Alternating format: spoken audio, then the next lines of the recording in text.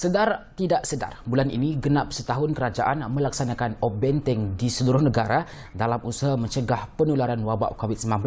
Diaktifkan sejak tahun lalu di bawah National Task Force atau NTF dengan kerjasama ATM, PDRM, Agensi Penguatkuasaan Maritim Malaysia, Kementerian Kesihatan, Angkatan Pertahanan Awam Malaysia, Jabatan Imigresen Malaysia dan Jabatan Sukarelawan Malaysia. Ia juga berfungsi menjaga keamanan, kedaulatan dan kesejahteraan negara dari pelbagai aspek keselamatan lain. Ikuti laporan selanjutnya bersama wartawan Muzamil Abdullah.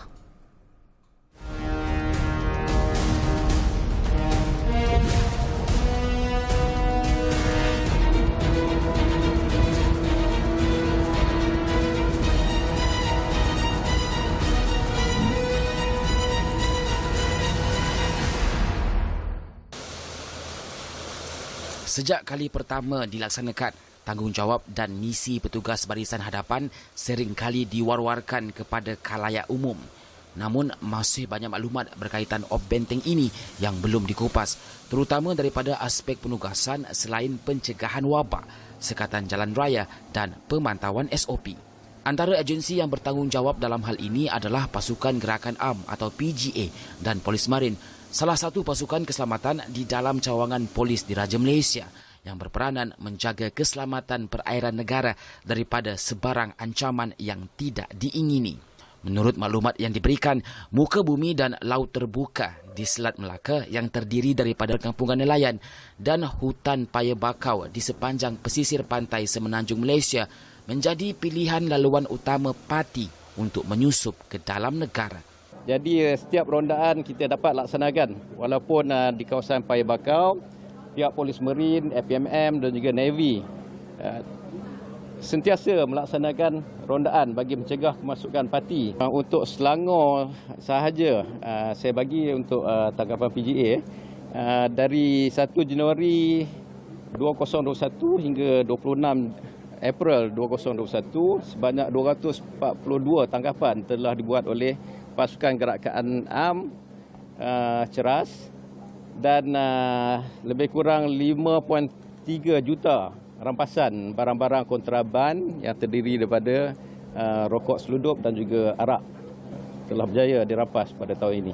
Antara lokasi utama yang dipantau ketat oleh pasukan keselamatan adalah Pulau Ketam berhampiran Pelabuhan Klang.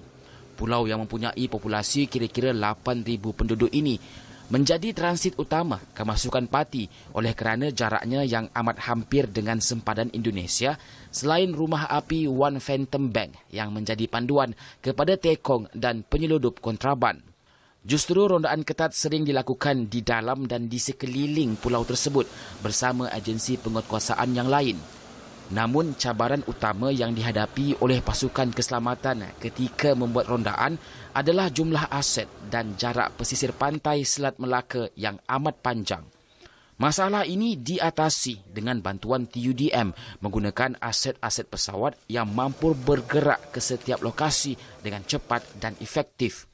Berbeza dengan Polis Marin dan TLDM, TUDM berperanan melakukan rondaan maritim dari udara yang memberikan mereka sudut pandangan yang luas.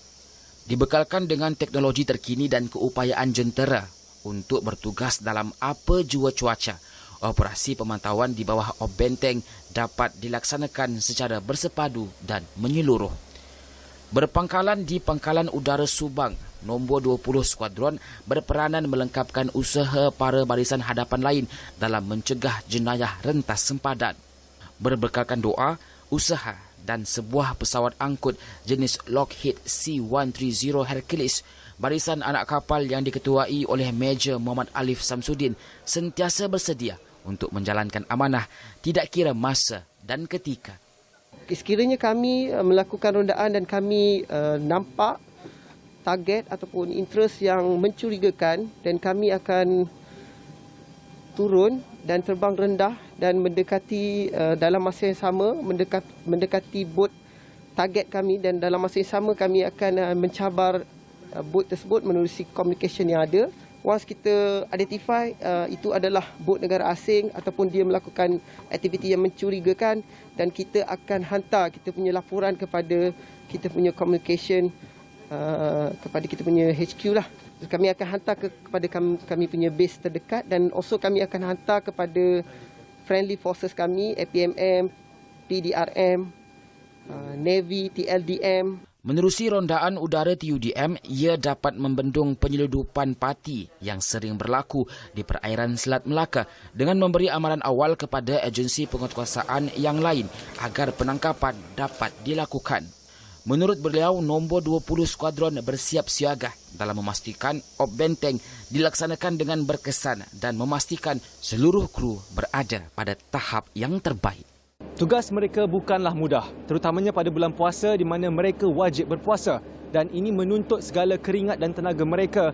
Namun begitu, mereka tidak pernah mengeluh mahupun berputus asa kerana tahu bahawa ini merupakan ibadah dan tanggungjawab mereka dalam memastikan tiada anasir-anasir luar masuk menceroboh ke dalam negara dan merosakkan imej dan juga integriti Malaysia. Muzammil Abdullah, Bernama TV.